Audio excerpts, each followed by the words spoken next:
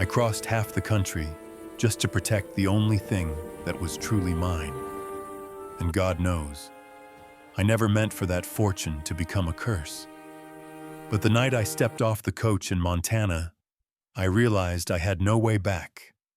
The whole town turned when she climbed down. City fine coat, a heavy leather valise that didn't match the dust of the frontier. Folks saw beauty. The debt collector on the porch saw opportunity. And the man sent to fetch her? He saw trouble arriving like an early winter wind. But when the first storm rolled in, when a red-sealed letter slipped into the wrong hands, her past caught up to all of them at once. The strange part was this. The valise seemed to weigh differently depending on who looked at it. Yet no one agreed on the number. One secret, one marriage on paper, and a fortune that could save or bury the ranch. Stay with this story till the end. Hit subscribe, and tell me what city you're watching from. The buggy wheel jumped a frozen rut and skidded sideways, shrieking against the packed snow beside the depot platform. The rancher grabbed his little girl and yanked her clear so fast her boots left the ground. Her cap flew off and rolled toward the tracks. Coal smoke swallowed it. She buried her face in his coat, fingers digging into the worn wool. "Easy now, honey," he said, breath smoking in the cold.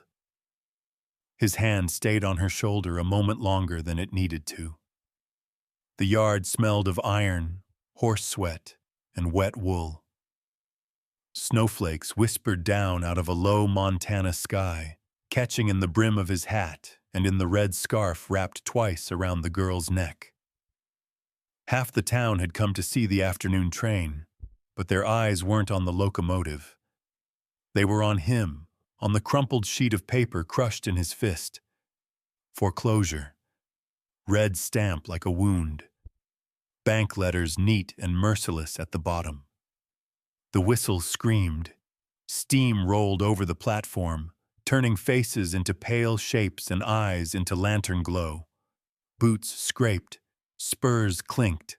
Someone laughed too loud and choked it off. The banker stepped up beside him, boots too clean for any road that led to cattle. "Afternoon, Mr. Mercer," he said, hat dipping just shy of respect. "Hate to trouble you in the Christmas season." His smile never warmed. "But the Lord's birthday don't move the bank's deadline," he went on quietly. "End of the month, or the ranch changes hands. Papers clear." The little girl stiffened under her father's hand. He started to turn her away, but the banker angled the folded sheet so the red stamp flashed bright as blood. He said nothing. His jaw ticked once. He could feel the watching eyes, storekeeper with flour on her sleeves, the old preacher with his collar turned up, cow hands smelling of tobacco and horse. Judgment hung thicker than the smoke. The train doors slammed open. A woman stepped down out of the steam. She paused on the last iron step, gloved hand resting light on the rail as if she were weighing the whole platform. Dark traveling coat, good cloth, hat pinned neat over hair that did not belong to these mountains. A leather valise hung from one hand, the kind that didn't sag or squeak when it swung. Too young, he thought. Too polished. Too bright for this cold, used-up place. I wasn't ready for her. Her gaze swept the crowd once, steady and measuring. It found him like a line on a map. It dropped to the child pressed against his side, then to the crumpled paper half hidden in his hand. The girl clutched her rag doll tighter, the one with the crooked button eyes. Her mittens were worn through at the fingertips where she'd picked the yarn loose during long sermons. Down the street, a cracked church bell chimed the hour, a thin sound against the hills. "Is that her?" someone whispered. Mail order bride right before Christmas. Shame or miracle, I can't tell. He felt the words on the back of his neck like breath, hot in the winter air. He stepped forward anyway. "Miss Hartwell?" he called. The woman moved with a city woman's balance, but her boots hit the planks solid. No wobble, no flinch at the cold. She stopped a few feet from him, close enough for him to see a faint smear of coal dust on her cheek where the smoke had touched her. "Mr. Mercer," she said. No question in it. Her voice was lower than he expected, steady as a fence post. "And this must be your daughter." The child shrank half a step, then made herself stand straight. "Ma'am," she whispered. Miss Hartwell inclined her head to the girl like she was being introduced to a judge, not to a rancher's child. The banker cleared his throat. "Ladies from Boston don't often come with nothing but a valise," he said, eyes sliding over the brass corners of the case. "Sometimes they bring other assets, property, coin." "You'll forgive me, sir," Miss Hartwell said, gaze fixed on the rancher, "if I don't spread my ledger on a public platform." A few men chuckled. The storekeeper hid a smile in her scarf. The rancher seized on the opening like a man grabbing rope. "There's been a mistake," he blurted, words tripping over one another. "You ought to go back on the next train, miss. The notice shouldn't have been—" She stopped him with a look, not sharp, just exact. "The advertisement was clear," she said. "Widower rancher, one child, hard winter coming, a man wanting a wife who'll work. Not a sweetheart, not a nursemaid, someone who understands transactions." Her gaze flicked to the wrinkled paper in his hand. "Unless you've changed your mind," she added. "In which case you still owe the ticket, the time and the risk I took traveling this far alone." Heat climbed his neck under the wind. He thought of the back pew at church, of quiet prayers for a way through December that didn't end with selling the land his father had bled into. He thought of his girl's narrow shoulders under thrown, that bright scarf. He thought of Christmas hymns sung off key because nobody quite believed the promises. "Ma'am, you don't know what you're walking into," he said. "Ranch is half snowed in. Banks breathing down our necks. This town don't forget a single misstep. You deserve—" "What I deserve," she said softly. "Stayed behind with people who thought they owned me. I did not come all this way under the Lord's sky to be sent back like bad freight." I realized then I was the one on trial. The banker stepped nearer, lowering his voice.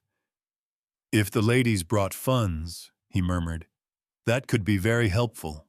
We might redraw some lines." Something in the way he said redraw made the rancher's stomach knot. The devil always did favor fresh ink. Miss Hartwell finally turned her eyes on the banker. "I don't recall addressing you," she said.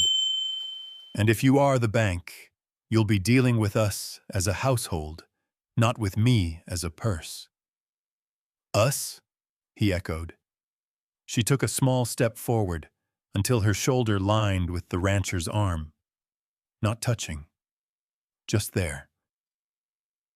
"The contract said husband and wife," she said. "It's Christmas on the frontier, Mr. Mercer. A woman traveling alone expects the Lord to watch her back, but she still prefers a man who keeps his word." The murmur on the platform shifted. The old preacher coughed once, the sound like a gavel on wood. The child, who had been holding her breath so long her lips had gone pale, set her rag doll up on the rail between them, its crooked eyes staring the banker down as if the cotton inside were iron. The notice crackled in the rancher's palm. Steam from the engine billowed again, wrapping the three of them in a brief, ghostly curtain. For a heartbeat, everything went quiet.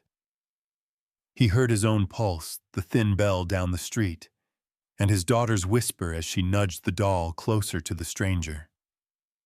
"Please don't leave," the child said. It was the first prayer he'd heard in months that sounded like it might reach heaven.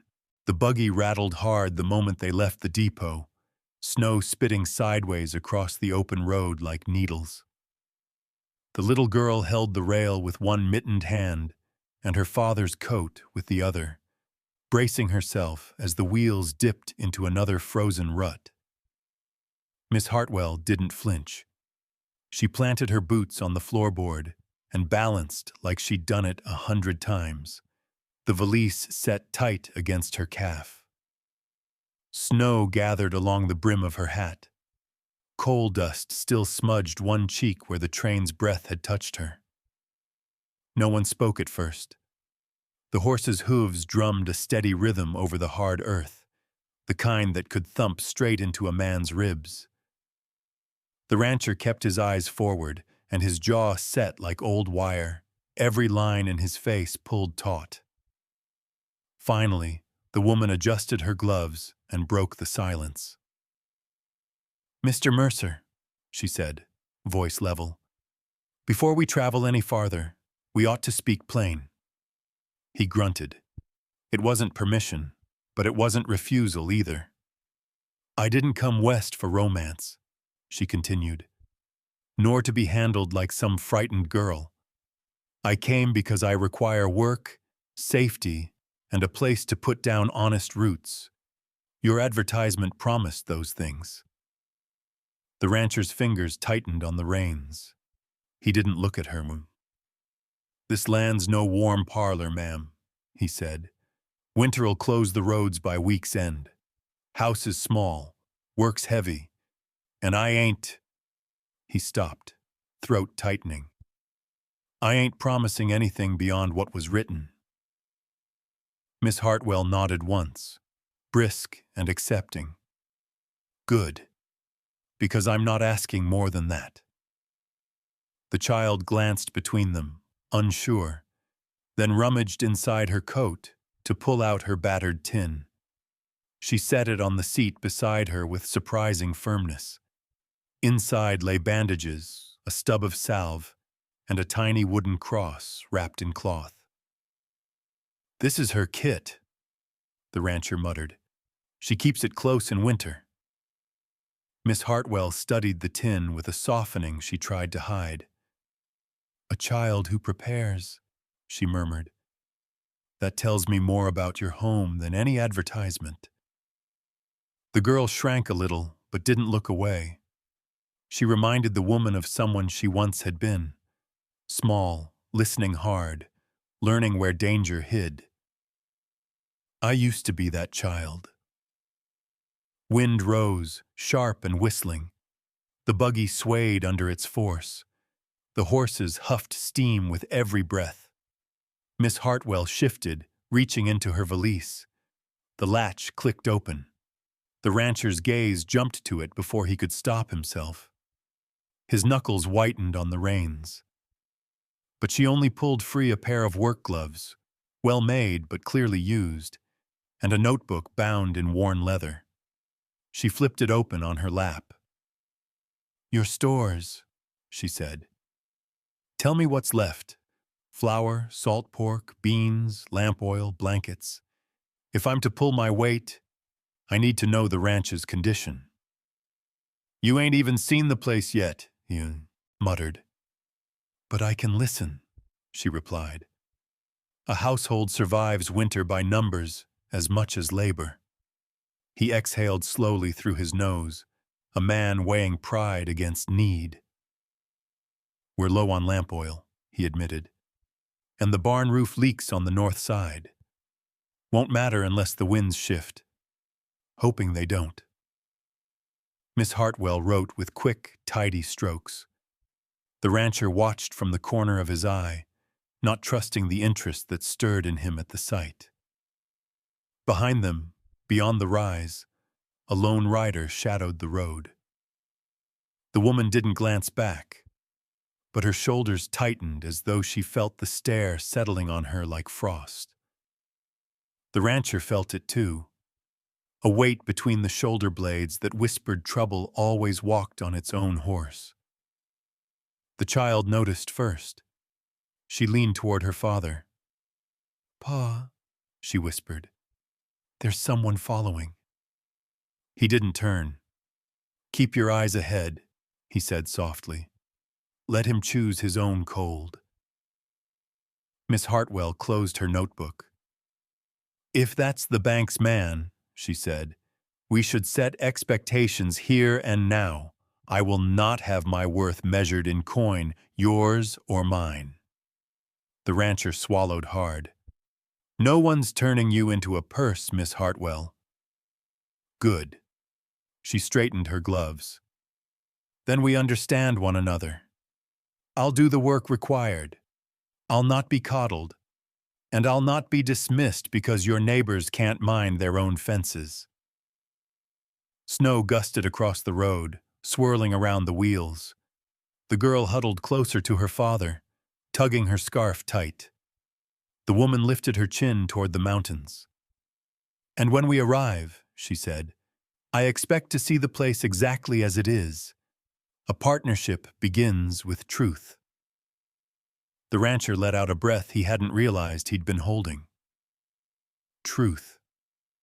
It was a hard thing in winter. Harder still in a man who'd lost too much already. He flicked the reins. "Then truth you'll have," he said quietly. "But don't say I didn't warn you, ma'am. This land takes what it wants." Miss Hartwell's eyes met his. "So do I, Mr. Mercer." The buggy crested the next rise. The rider behind them halted, watching. The wind cut sharper, carrying the heavy smell of an incoming storm. And still the road stretched on, white and waiting, as if daring them to reach it before the dark closed in. The ranch came into view just as the sun bled itself out behind the ridge. Nothing but a squat cabin, a leaning barn, and a stretch of frozen pasture reaching toward the dusk. Smoke thinned from the chimney as though the house itself were fighting to stay warm. Mr. Mercer slowed the horses. His jaw worked once, then locked again. A man could hide many things, but not the state of his land. The little girl sat up straighter, hoping the woman beside her might see something worth staying for. Miss Hartwell did not waste breath on politeness. "Where's your woodpile?" she asked as soon as her boots hit the ground. "Round back." She didn't nod. She simply walked, coat snapping behind her like a flag, circling the house with deliberate steps. She checked the stacked logs, the water barrel, the shutter hinges. She pushed at the barn door, listened to how it groaned. She didn't judge out loud. That might have been worse. The girl hurried after her, clutching her red scarf. "This way, ma'am," she murmured, opening the cabin door and stepping aside. Inside, the air was warm but thin, like a prayer stretched too often. A single lantern cast soft gold on the table. A Bible lay open near the hearth, pages curled by smoke and time. Miss Hartwell brushed snow from her shoulders and studied the room with a steady, assessing eye. "No waste," she said quietly. "That's good." The girl showed her the small extra room, the one her late mother once used for sewing, now cleared out except for a cot. She placed a folded wool blanket at its foot, hopeful. Miss Hartwell set her valise down beside the cot. "It'll do," she said. "I don't need more than shelter and work." The rancher stood in the doorway, hat in hand, shoulders broad and tired. "It's a tight house," he said. "Storms cut through the cracks by the floorboards. If it worsens, we all move to the main room near the fire." "I can manage cold," she said. It's silence I've never trusted. He stiffened at that, because silence was all he had left to offer. Silence is how a man hides his failings. Before he could answer, a sharp, broken cry split the air from the barn. Not a human cry, worse in some ways. The rancher's head snapped toward the door. "That's the mare," he said. "She's heavy with foal. Been restless since last night." Miss Hartwell was already moving. "Bring a lantern," she ordered, "and boiling water, quickly." He blinked. "You think—" "I think she's in trouble, Mr. Mercer. Move." They crossed the yard in long, urgent strides. Snow crunched like brittle bones beneath their boots. The wind had picked up again, dragging thin ice across the pasture. Inside the barn, the mare paced tight circles, flank quivering, breath fogging the cold air. The moment she saw the lantern's light, she stumbled, leaning against the stall rail. Miss Hartwell stepped in without hesitation. She touched the mare's neck, sliding her palm along muscle and sweat, reading signs the rancher had missed. "Her breathing's wrong," she murmured, "and she's pushing too early." "How long's she been like this?" "A few hours," he admitted. "I thought she'd settle." She shot him a look, not harsh, just clear. "Settle isn't a plan, sir." The little girl stood near the doorway, clutching the lantern high with both hands. Her eyes were wide, but her jaw set hard, refusing to look away. She'd grown up with the sound of loss. Miss Hartwell rolled up her sleeves. "If the foal's turned wrong, we don't have long. Bring me rope, clean." He hesitated only a beat before fetching it. Something in her voice left no room for pride. The mare groaned, a deep, throat-torn sound that made the barn tremble. Miss Hartwell worked fast, steady. "Hold her head. Keep her from backing into the wall." He obeyed, bracing his boots in the straw. He could feel the mare's terror vibrating through his arms, the way an old wound sometimes woke him in the night. The woman's hands moved with a strange mix of grace and force, searching, adjusting, coaxing life toward the right direction. The barn filled with the mare's labored breath, the hiss of wind outside, the girl's whispered prayers to a God she hoped still listened in winter. And then, "Here," Miss Hartwell breathed. "I've got it. Keep steady now." A slick, fragile hoof appeared, then another. A foal, limp and still as wet cloth, slid into her waiting hands. For a moment, nothing moved. The world seemed to hold its breath. Then the foal shuddered, drew in the cold air, squealed, thin, alive. The girl burst into a shaky smile. The rancher sagged against the rail, relief folding him in half. And Miss Hartwell, who had not once flinched, closed her eyes just long enough for something private to crack inside. "Lord, let this one live." She didn't speak it aloud. She didn't need to. When she handed the foal to its mother, the rancher quietly placed his coat over her shoulders. She didn't thank him, and he didn't ask for it. The gesture stood on its own. Outside, wind rattled the barn doors like a warning. Winter wasn't done with them yet. Night dropped fast over the Mercer Ranch, one of those Montana nights that felt older than the land itself. Snow whispered against the roof as the lanterns dimmed, and the cold worked its way under every doorframe like a patient thief. Inside the cabin, the girl had just finished folding her red scarf when the sound came. A sharp, guttural cry from the barn. Not the restless pacing from earlier. This was different, urgent, wrong.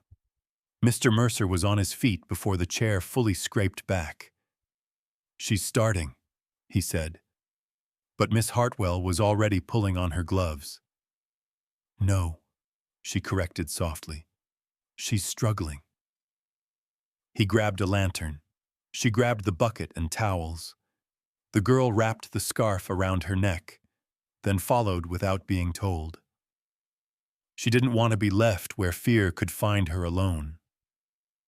The barn swallowed them in its thick dark. Frost hung on the rafters like old breath. The mare's body heaved, steam rising from her flanks in ghostly waves. The foal was coming too soon, or too sideways. "Hold the light high," Miss Hartwell told the girl. The child lifted the lantern with both hands, chin trembling but steady. Miss Hartwell knelt, sleeves rolled past her elbows. "Lord, help us," she whispered. Not to impress, not to soothe, but like someone who'd seen life slip away one time too many. "Please, not again." Mr. Mercer braced the mare's head, whispering words meant only for the frightened animal. His breath fogged around him, but sweat beaded along his neck. He'd seen battlefield wounds easier than this. There was something about helplessness that cut deeper than bullets. "She's turned," Miss Hartwell said after a moment, voice low and even. "Breach. I need room to work, sir." He stepped back. She reached in, delicate, then firm, guiding, searching. The mare screamed, hooves slamming the straw. The lantern flickered, the girl stumbling forward to keep the flame from dying. "Easy now," Miss Hartwell murmured, though her face tightened with effort. "Come on, little one. Help me help you." Outside, wind slammed the barn wall hard enough to shake dust from the beams. Mr. Mercer looked toward the door as if the night itself was trying to warn them. "Miss Hartwell, just tell me what you need." "Strength," she said bluntly, "and faith." He swallowed. "Ain't got much of either these days." She didn't look up. "Borrow mine." Time thinned. Breath shortened. The mare's legs trembled violently. Then, "I've got a hoof," she said. "Just one. It's not enough." Mr. Mercer moved in beside her without thinking. "Tell me what to do." "Hold her steady, and when I say pull, you pull." He slid his hands beneath the mare's chest, muscles straining. The girl moved closer, lantern lifted high enough to cast a warm crown of light over the struggling trio. "Now!" They pulled. The mare screamed. The foal inched free, then stopped. Miss Hartwell's breath stuttered. "She's stuck! Come on! Come on! Don't you quit on me!" It wasn't clear whether she was speaking to the mare, the foal, or herself. Another pull, harder. A wet, limp body slid into her arms, still, silent. The girl's breath broke. Mr. Mercer bowed his head, whispering something that might have been a prayer or an apology. Not another loss. Please, God, not again. But Miss Hartwell didn't stop. She rubbed the foal's chest, cleared its nose, pressed her ear against the tiny ribs. "Breathe," she ordered, voice cracking. "You've got a place in this world. Breathe." A twitch, a tremor, a faint, thin cry. The foal inhaled its first ragged breath. The girl gasped, covering her mouth. Mr. Mercer shut his eyes and let his shoulders sag all at once, as if a weight he'd carried far too long finally loosened its grip. Miss Hartwell sat back on her heels, exhaustion washing over her like a tide. Straw clung to her skirt. Sweat streaked her temple. But there was a strange gentleness in her eyes as she guided the foal toward its mother. When the mare nuzzled the newborn, Miss Hartwell reached for a small scrap of wood and a piece of charcoal. She wrote one word without flourish: hope. She hung it over the stall door with quiet certainty. Mr. Mercer watched her, lantern trembling just the slightest in his grip. "Why that name?" he asked. She rose slowly, brushing straw from her hands. "Because we all need something to hold on to, Mr. Mercer, even if it's small." The wind howled against the barn again, rattling the boards. Hope was a fragile thing out here, but tonight it had breath. And winter never forgot to test what lived. Morning came pale and exhausted, like the ranch itself had barely slept after the long night. A thin stream of sunlight slipped through the frost-coated window and landed across the kitchen table, where 3 bowls sat, one small, 2 larger. No one had planned the arrangement. It simply appeared as though the house itself wanted to test what family might look like. Mr. Mercer stood near the stove, rubbing warmth into his hands, while Miss Hartwell ladled soup into the bowls. Her sleeves were rolled up, skin still marked by faint scratches from the mare. The girl hovered close, watching every movement, her red scarf hanging loose around her neck like a banner of stubborn hope.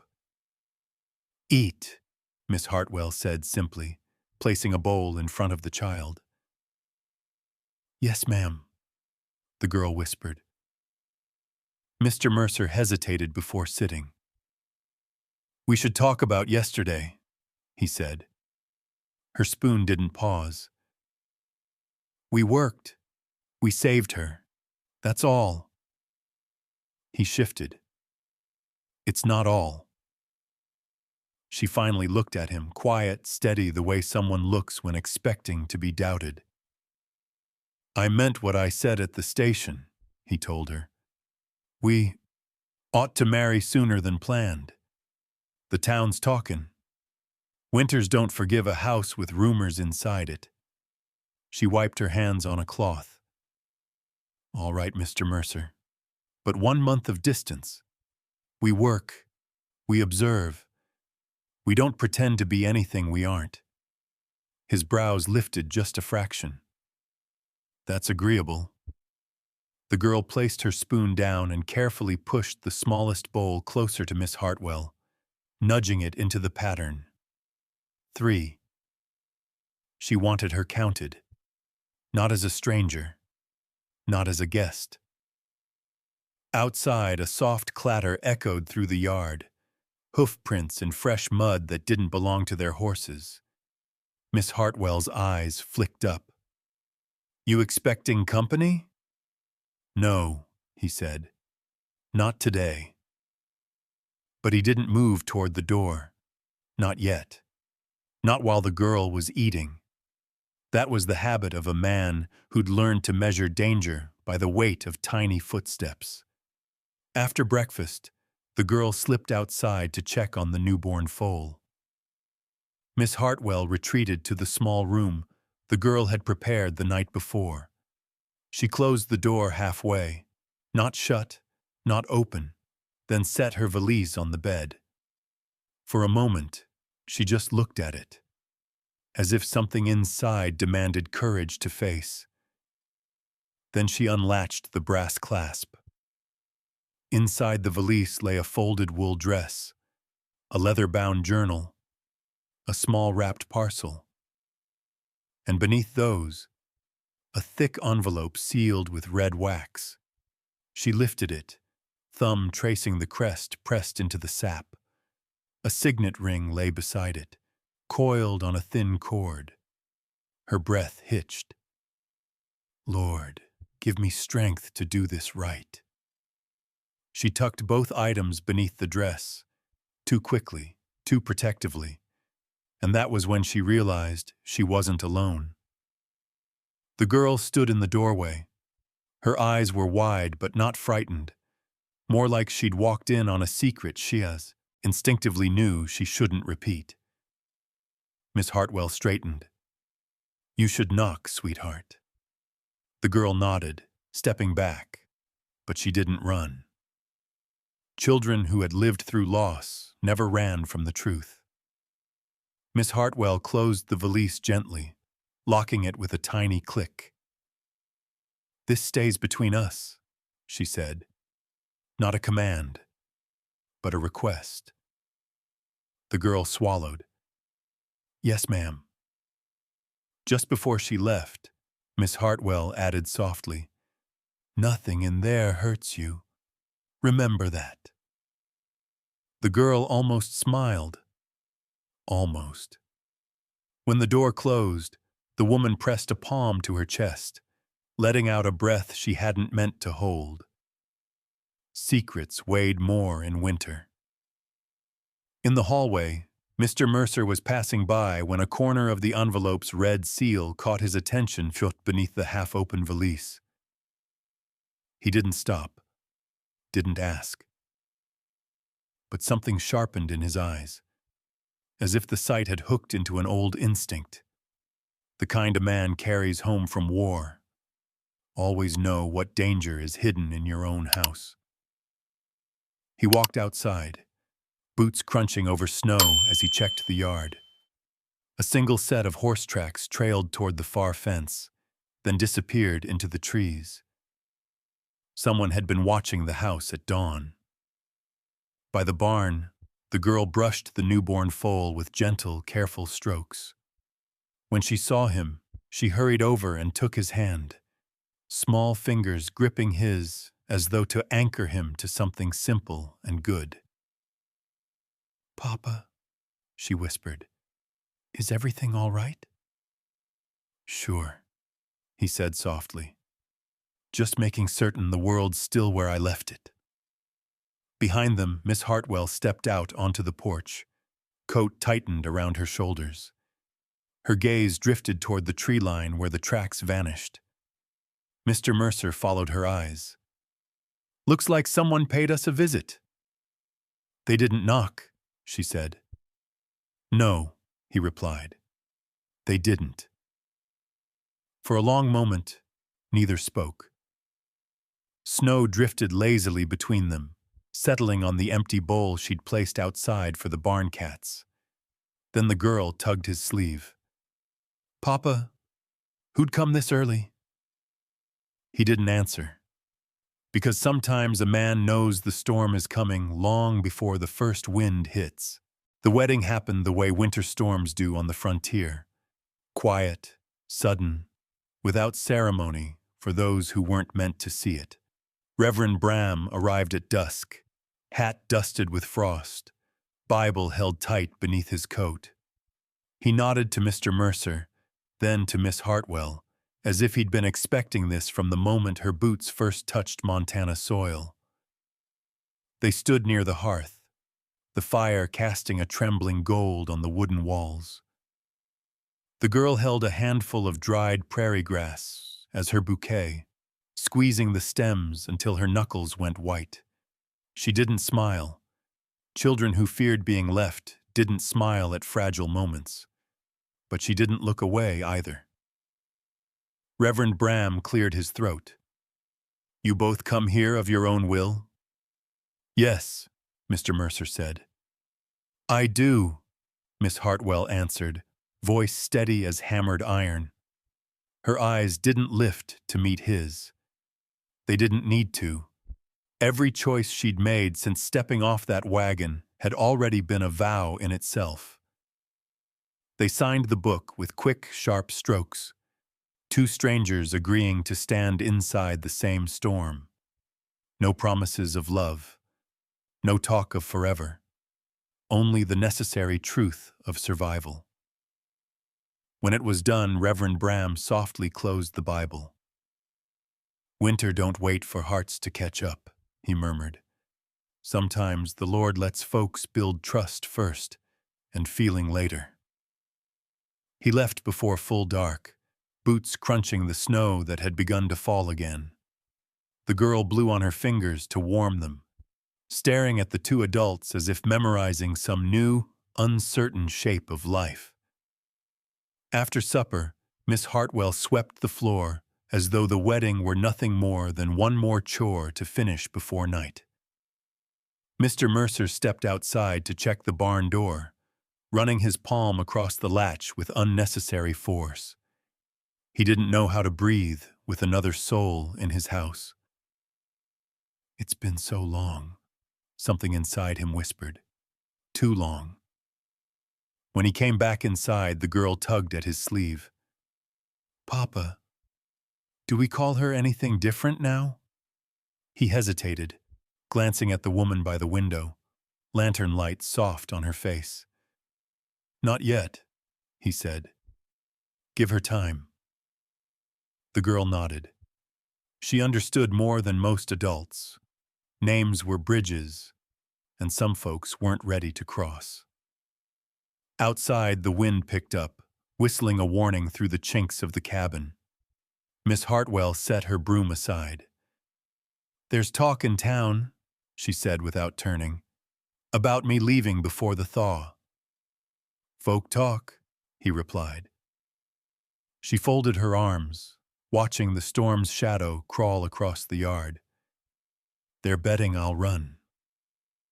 He let out a breath that was almost a laugh. Town bets on anything that keeps them warm. "Do you think I'll run, Mr. Mercer?" He studied her. This woman who worked harder than any hired hand, yet slept with her valise locked. This woman who saved his horse, saved his dignity in front of a barn full of strangers, and still held herself like someone prepared to flee at a moment's notice. "No," he answered quietly. "I think you stay until you choose otherwise." She looked away at that, jaw trembling once before she caught it. "I've never had much choice," she murmured. "Not until Montana." The girl slipped between them then, placing a small branch of pine on the table, something she'd found earlier by the fence line. She set it down as though it were an offering, a fragile attempt at making the house more than walls and cold air. Miss Hartwell brushed a thumb over the needles. "Thank you, sweetheart." It was the first time she'd said it without armor around her voice. Later, when the girl had gone to bed, the cabin dimmed to a single lantern. Mr. Mercer stayed by the fire, sharpening a dull blade, listening to the barn groan beneath the rising wind. Miss Hartwell stepped out of her room, cloak already on. "I'm checking the fence line," she said. "In this weather?" "Tracks from this morning bothered me." He rose instantly, grabbing his coat. "I'll come." But she stopped him with one raised hand. "No. If someone means harm, they're watching you, not me." For a moment, pride and fear collided behind his eyes. "You're my—" He caught the word before it escaped. He didn't know what she was yet.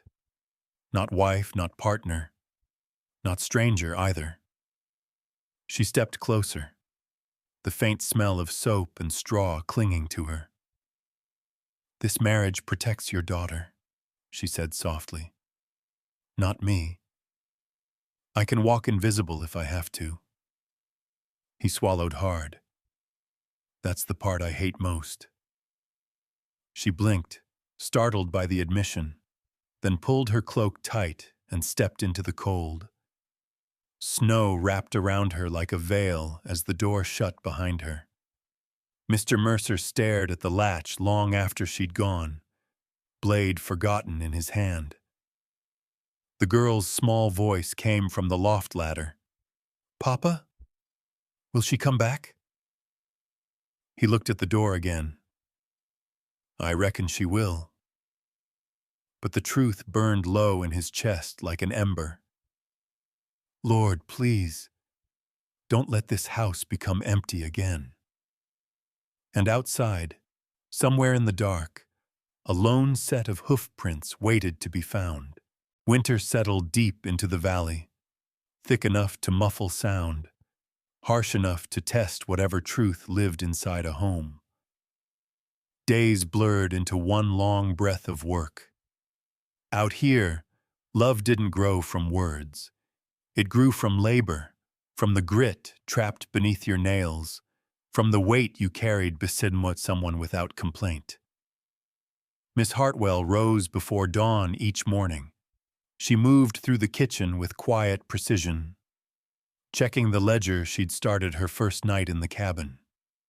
Rations, medicine, water, feed, every line neat, every number exact. Beside each day, she added a single note: survive first, mend later. Mr. Mercer followed her into the cold. Some mornings they didn't speak at all. They didn't need to. The land spoke enough: creaking fences, frozen troughs, the constant warning groan of wind dragging itself across the roof. The girl trailed between them, small boots stamping determined tracks in the snow. Her red scarf flared behind her like a little flag refusing to bow. Together, the three of them fell into a rhythm the way a hymn finds harmony. Miss Hartwell handled the horses, checking hooves, tending to Hope, who grew steadier each day. Her hands were always gentle but sure, hands that had known fear, hands that had chosen not to break. Mr. Mercer mended the outer fence line, driving nails with a focus that bordered on prayer. When the hammer slipped once, slicing the skin below his thumb, he cursed under his breath. Miss Hartwell didn't scold him. She simply walked over, took his hand, cleaned the blood with snow, and wrapped the wound with a strip torn from her own threadbare handkerchief. He tried to protest. She shut him up with a single look. "Work still needs doing, Mr. Mercer. Don't stand here wasting heat." The girl giggled behind her mitten. He pretended not to notice. By midday, smoke spiraled from the chimney, while the three warmed themselves with stew that tasted far better than it should have. Maybe because hunger sharpened gratitude, or maybe because sitting shoulder to shoulder made the cabin feel less empty. It was after one such meal that Miss Hartwell laid a small jar on the table, medicine for the girl's cough, bought from her own pocket. "For her," she said. Mr. Mercer stared at the jar a long time. "We ain't using your money." "It isn't for you," she countered. "That's worse." The girl looked between them, eyes flicking with the quiet panic of someone who'd learned how quickly good things could vanish. No one spoke for several seconds. Then the girl reached out with small, swift fingers, grabbed the jar, and tucked it into her tin box of treasures: bandages, marbles, a tiny carved horse. Miss Hartwell blinked. Mr. Mercer exhaled, half frustration, half surrender. The child. Howell had chosen, and a man could fight a lot of battles, but never the one where a daughter fought for her father. Later that afternoon, while clearing snow from the porch, the crier, boy from town, Finn Dorsey, rode up on a lean mare. "Heard something interesting," he announced. "Heard someone buying medicine at Mrs. Whitlock's shop." His gaze slid to Miss Hartwell. "Folks say maybe the new Mrs. Mercer brought money with her." Mr. Mercer stiffened. Miss Hartwell froze, shovel in hand. Finn scratched the back of his neck. "Town don't mean harm. They just talk." That wasn't reassuring in the slightest. "Anything else?" Mr. Mercer asked sharply. "Yeah. Someone new's been asking questions about your place. Came through yesterday. Didn't give a name." Miss Hartwell's fingers tightened around the wooden handle. A pulse of fear, thin, sharp, passed through her eyes before she buried it again. Mr. Mercer noticed. The boy tipped his hat and rode off, leaving hoofprints like unwanted letters in the snow.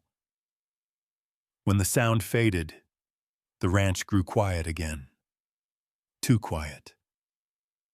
At dusk, the three of them worked in the barn, Miss Hartwell brushed hope while the girl counted feed, whispering numbers to keep herself brave. Mr. Mercer repaired a loose beam overhead. As lantern light flickered, a gust of wind slammed the barn wall hard enough to rattle the rafters. Miss Hartwell looked sharply toward the door. "You feel that?" she whispered. He nodded. "Weather's turnin'." But she wasn't looking at the sky. She was looking at the tree line, dark as a secret, where the faint outline of a single horse had stood that morning. Danger wasn't always loud. Sometimes it was patient. She reached for a coil of rope, looping it neatly, tightening each pull with practiced tension. The girl watched her, clutching the feed bucket. "Ma'am, are we safe?"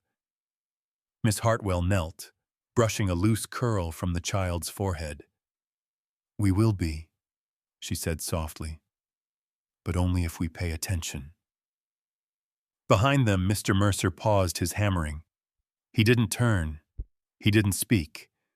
But his shoulders drew tight, bracing as though for something he couldn't yet name. And far beyond the pasture, a cold wind carried more than snow. It carried intent. And intent always finds its way home. The wagon wheels groaned as they rolled into Cold Creek, the small town already stirring with whispers long before Mr. Mercer pulled to a stop outside Whitlock's general store. Snowmelt dripped from the awning, tapping on the wooden crates stacked beneath it like a ticking clock. The girl stuck close to Miss Hartwell, her small hand gripping the woman's coat. Folks turned their heads as the trio stepped down, some curious, some judgmental, most simply hungry for news in a winter that offered too little excitement. Inside the store, warmth rushed over them, carrying the smell of coffee grounds and leather oil. But the warmth didn't soften the stares. A dozen pairs of eyes followed every step they took. Mrs. Whitlock herself stood behind the counter, glasses perched low on her nose. She squinted at them, as though inspecting goods newly arrived. "Well," she drawled, "looks like Mr. Mercer finally brought his bride to town." Miss Hartwell didn't flinch. "Ma'am," she answered simply. The rancher removed his hat. "We're here for necessities, feed, flour, and salt, and medicine for the girl." At that, a ripple shot through the room, eyes darting toward Miss Hartwell, toward her pockets, toward the girl curling closer into her side. Mrs. Whitlock leaned forward. "Medicine don't come cheap, Caleb, especially not this winter." He opened his mouth to answer, but the door swung wide, wind knifing through the store as Silas Crow stepped inside. His coat was spotless, his gloves unmarred by the work of honest hands. His gaze swept the room, then locked on Miss Hartwell with a flicker of calculation. "Well now," Crow said smoothly, "seems the new Mrs. Mercer is making herself right at home." Mr. Mercer stiffened, but Miss Hartwell faced him squarely. "State your business, sir." Crow tapped the rolled papers in his hand. "Bank business, ranch business, matters of debt and delinquency, matters involving a certain house on the ridge, and whoever lives in it." The girl pressed tighter against Miss Hartwell, sensing the weight of the words even if she couldn't understand them. Crow ran a finger along the counter. "Rumor has it," he continued, "your arrival came with assets, funds, perhaps even a fortune." Murmurs flared, soft, greedy, curious. Miss Hartwell's jaw tightened, but her voice stayed calm. "A woman's belongings are not for public inspection." "No," Crow said, smile thinning, "but debts surely are." He slapped the paper down between them. The red seal bled against the pale wood like a wound. "You're behind, Mercer." Bank expects payment before the thaw. Mr. Mercer took one slow step forward. I'll pay what I owe. With what? Crow's eyes slid once more toward Miss Hartwell's coat, then to the valise she carried. Unless your new wife plans to use her considerable resources. A tension snapped through the room. Palpable, electric. Miss Hartwell spoke before the rancher could. I'm not here to rescue a man with my money, Mr. Crow. I'm here to work. Crow chuckled. Oh, I'm sure you work very hard, ma'am. Though some would say you've worked harder than most to avoid the marriage arranged for you back east. The words struck like a stone hurled across ice, sharp, echoing, meant to shatter. The girl looked up, confused. Mr. Mercer's hands balled into fists, but Miss Hartwell, she simply stepped forward. Sir, you will not speak on things you do not understand. Crow leaned closer, eyes glittering. I understand enough. A family with secrets is a family that breaks easily. Before Mr. Mercer could explode, a commotion rattled the front window. A ranch hand's horse had slipped on the ice outside. Leg twisted wrong, panic rising. Without hesitation, Miss Hartwell pushed past Crow and knelt beside the animal.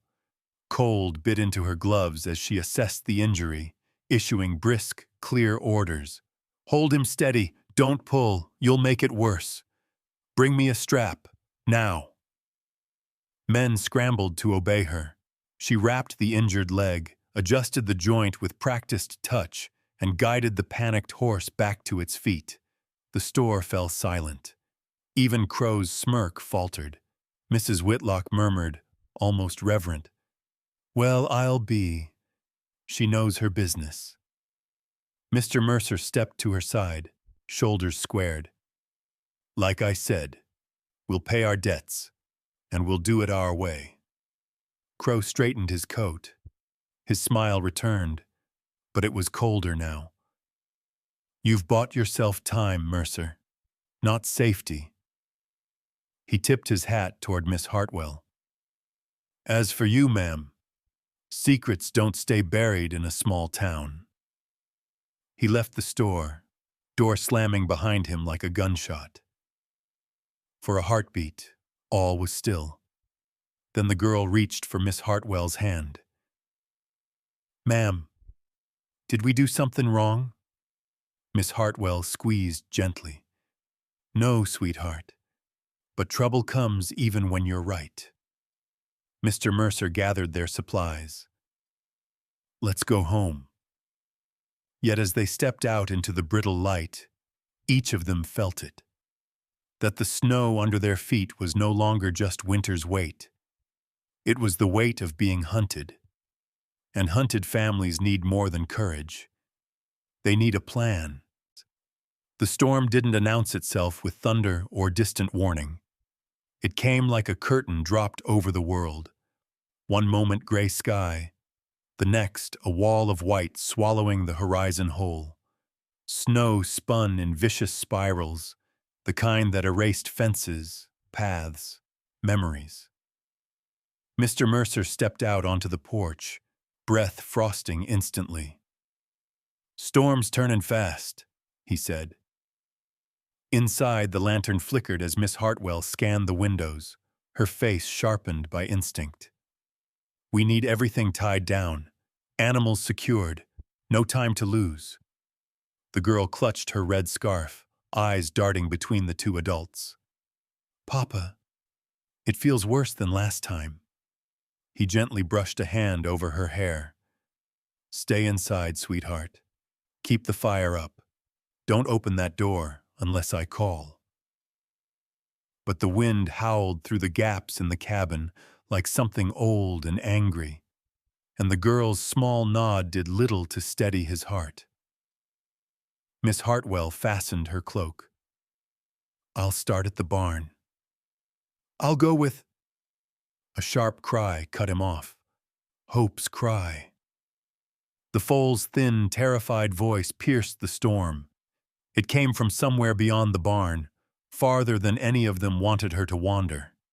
Miss Hartwell's head snapped toward the pasture. "She's out." She jumped the rail.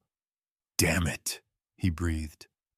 Hope was young, skittish, still shaped by fear.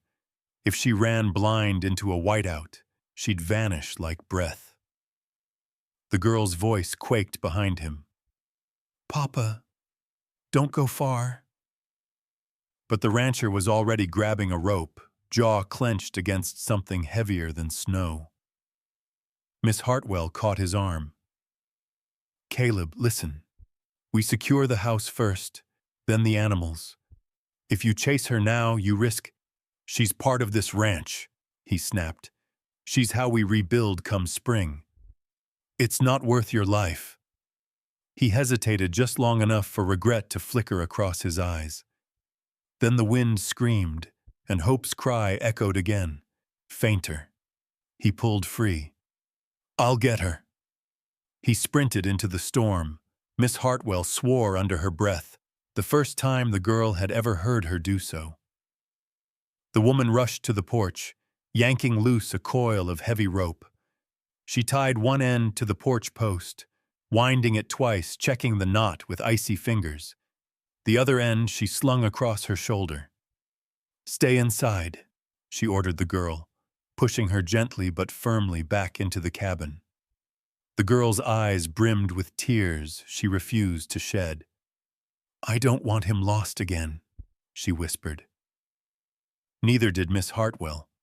Out in the whiteout, the world had shrunk to a fist's radius. Snow battered Mr. Mercer's face, stinging his skin raw. He shielded his eyes and called out, "Hope! Hope!" His voice vanished into the wind. He saw movement, a dark shape stumbling through the drifts. The foal, terrified, circling in panicked half-steps. He lunged, grabbing the trailing rope around her neck.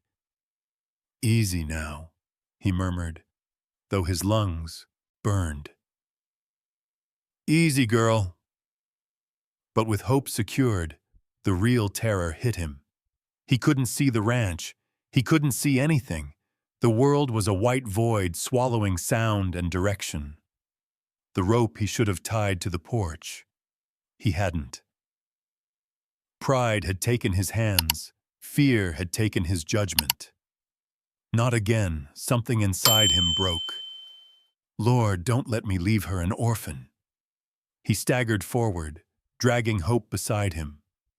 His legs numbed. His breath came ragged, each inhale a knife.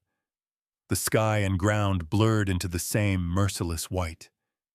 When his knee buckled, he planted his hand in the snow. Except it wasn't snow. It was nothing.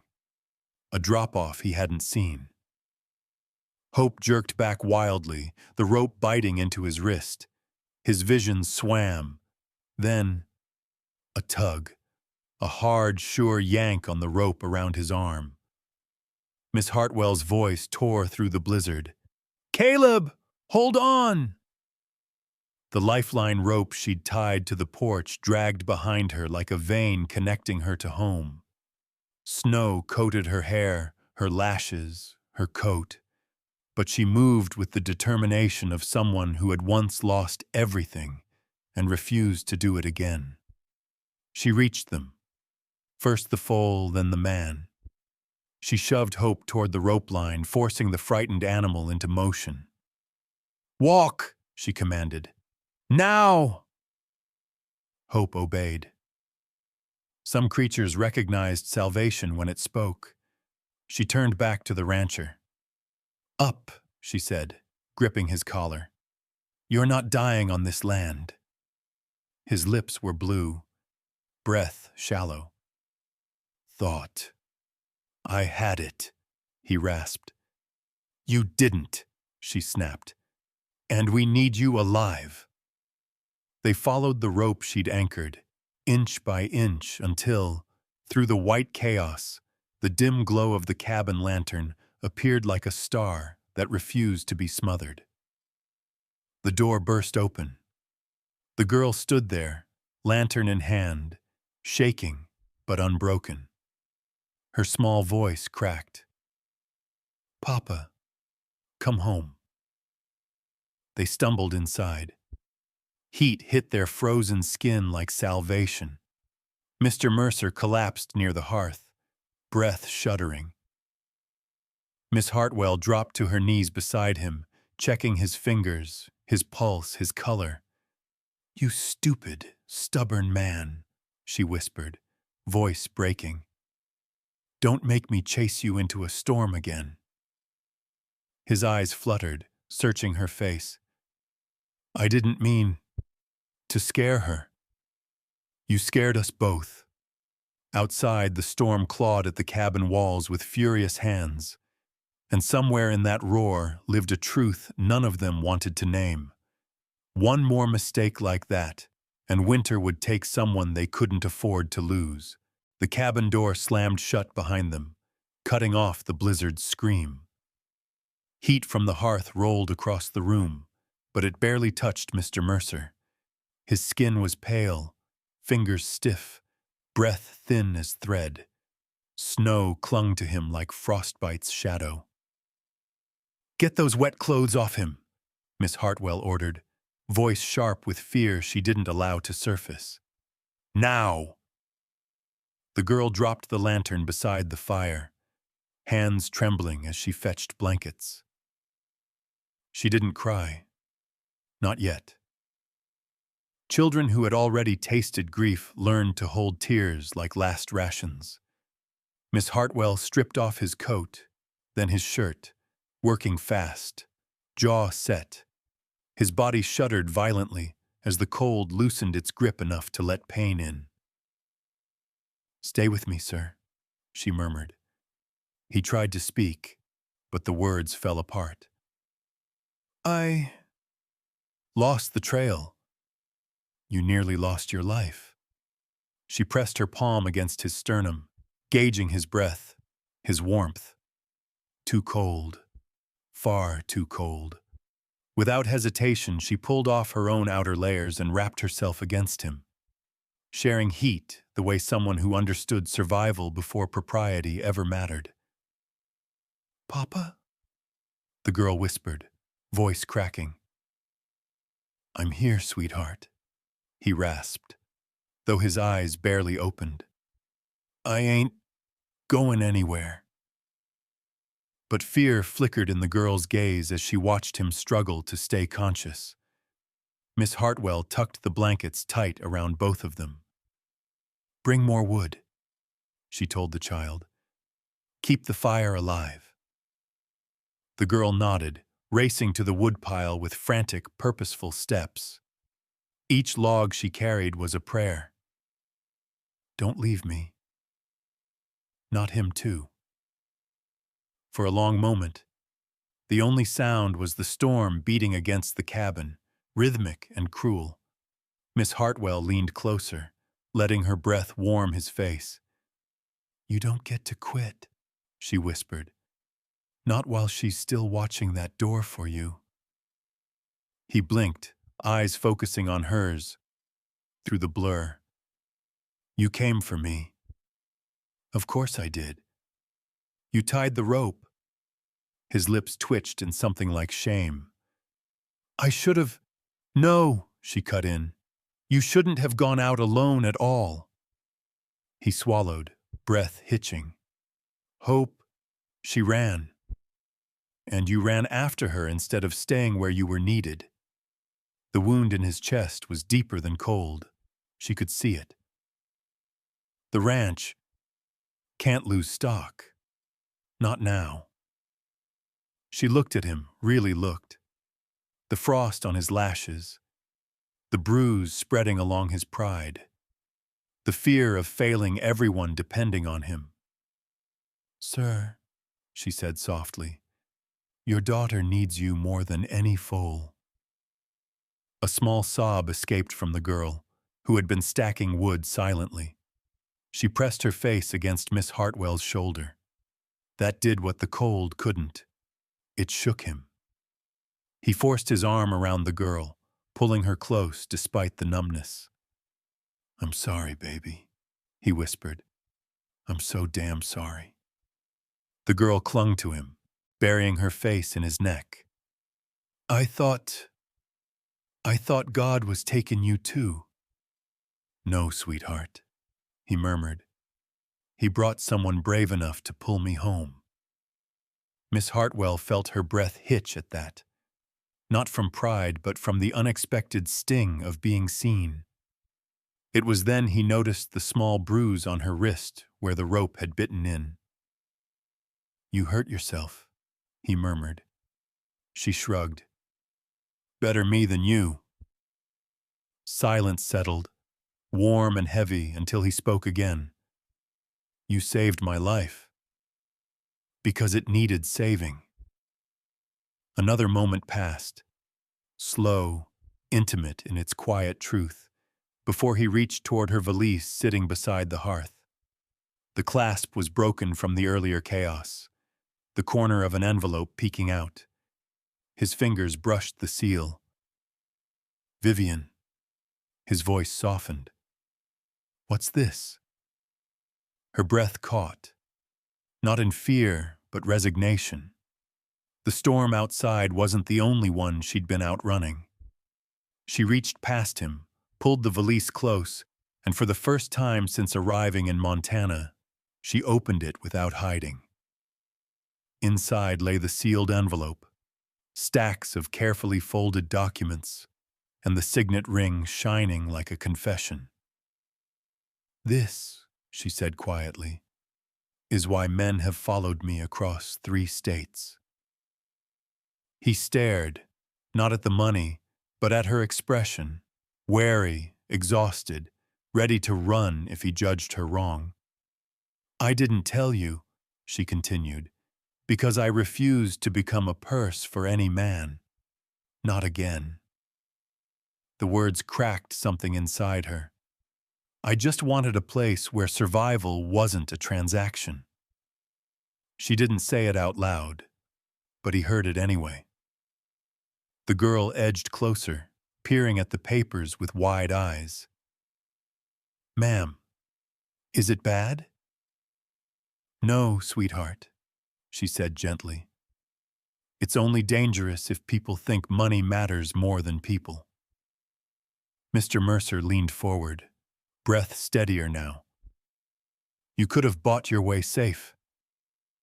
"No," she corrected softly. "Money kept me owned. Work makes me free." Something in him shifted, subtle, irrevocable. "You're not owned here." She held his gaze. "And you'll never owe me." He nodded, a promise forming in the quiet between them. "Then we face whatever comes next together." The fire popped, sending sparks upward like fragile stars. Outside, the storm kept hammering the world. Inside, for the first time, truth burned warmer than fear. But storms don't leave without taking something, and the night wasn't done testing what this family could lose. The storm had eased by morning, but the world outside felt hollowed out, as if winter had wrung it dry. Mr. Mercer moved slower that day, the ache in his bones reminding him how close he had come to leaving his daughter fatherless. Miss Hartwell stayed within reach, watching him with a quiet vigilance she pretended wasn't concern. They were clearing the porch when the sound of carriage wheels broke the calm, a sound too polished, too crisp for Montana mud. The girl froze, her mitten tightening around her red scarf. A black carriage rolled to a stop before the cabin. Curtains parted. A stern, elegant woman stepped out, her coat trimmed in eastern fur, boots untouched by dust. She looked at the land as though judging whether it deserved her presence. Miss Hartwell's breath stilled. "Aunt Isadora," she said, voice flat as cold iron. The older woman approached with careful dignity. Vivian. Her tone carried the weight of unfinished arguments and bleeding years. I received word you disappeared from Boston. I feared the worst. You feared the scandal, Miss Hartwell replied. Isadora winced, but only briefly. I came to bring you home. Mr. Mercer stepped forward, blocking the path to the door without raising his voice. She is home, ma'am. Isadora's gaze sharpened. She examined him, the worn coat, the tired eyes, the healing frostbite, and then the small girl half hidden behind his leg. This is not a place for her, Isadora said, nor for the fortune she carries. You cannot protect her from the men pursuing her. Miss Hartwell folded her arms. I didn't ask for rescuing. The wind curled around them, stirring loose snow like judgment. Isadora reached into her carriage and retrieved a sealed document. This absolves you of the marriage contract arranged back east. And this, she laid a second paper on the porch rail, transfers funds to secure a safe residence in town, a life without fear. The girl stepped forward, chin lifted. She ain't afraid here. That startled even Isadora. You trust these people, child? The girl nodded fiercely. She saved us. We save her. A tremor crossed Isadora's face, something soft, almost repentant. She turned back to Vivian. I cannot undo what was done to you, she whispered. But let me stand between you and those hunting your name. For the first time, Miss Hartwell faltered. You'd stay?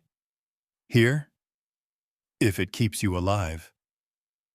Silence settled like snowfall. Mr. Mercer finally spoke.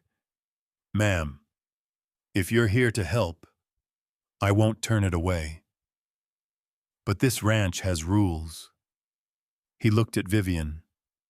No one owns anyone in this house. Something in the woman's posture eased. A fraction, but enough. They went inside. The warmth of the hearth felt different now, crowded, cautious, full of watching eyes. Miss Hartwell sat at the table, fingers trembling slightly as she reached for her spoon. Then she pushed the bowl away, pressing a hand to her stomach. Mr. Mercer noticed first. Vivian, you sick? Her lips parted, voice barely above breath. I'm late. 2 weeks. The girl's eyes widened. Ma'am, there's a baby? Miss Hartwell nodded, fear and wonder twisting together in her gaze. Mr. Mercer gripped the table edge, hard. Joy struck him first, then terror. Lord, don't take another woman from me. Aunt Isadora set her gloves down slowly. Then we prepare. Immediately. Birth on the frontier is no small gamble. The wind rose again outside, rattling the cabin walls, and all 3 adults understood at once. Winter had just raised the stakes. The night Vivian went into labor, the storm returned like judgment. Wind clawing the cabin walls, snow slashing sideways across the windows. The girl woke first, startled by a sound she had never heard from the woman she trusted. A cry pulled straight from the bone. Papa! She shouted. Mr. Mercer was already at Vivian's side. Sweat beaded her hairline, though the room was freezing. She clutched the bed frame, breath breaking in harsh shards. It's too early, he murmured, fear hollowing his voice. Aunt Isadora steadied her. Fetch the doctor, now. He didn't hesitate.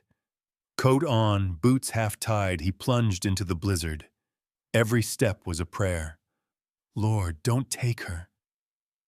By the time he returned with Dr. Hensley, the cabin felt unbearably small, walls breathing with worry. Vivian writhed, her hands twisting the blanket as another contraction ripped through her. Dr. Hensley checked quickly, jaw tightening. The baby's lodged wrong, and she's losing blood. Vivian grabbed Caleb's hand. "Don't go," she gasped. "I'm right here." But Dr. Hensley pulled him back. "Outside. I need room."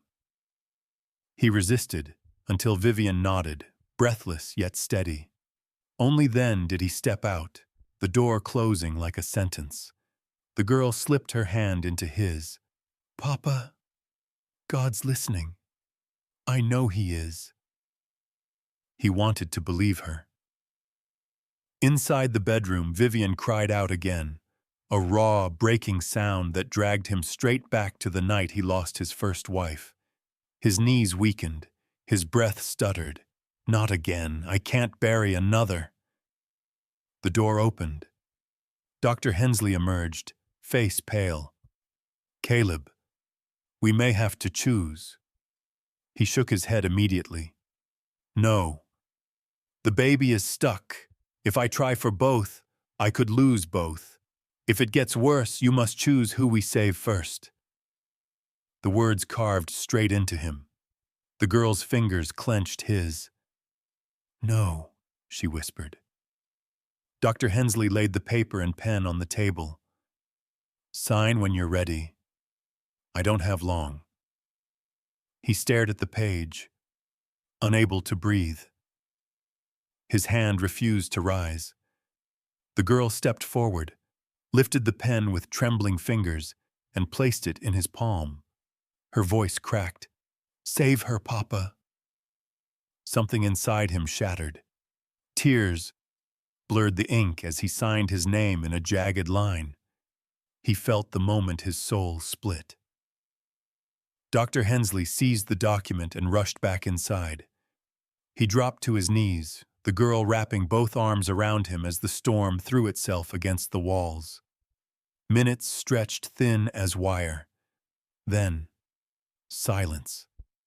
Then, a cry. A newborn's cry, thin but fierce, slicing through the hush like light breaking a sealed room.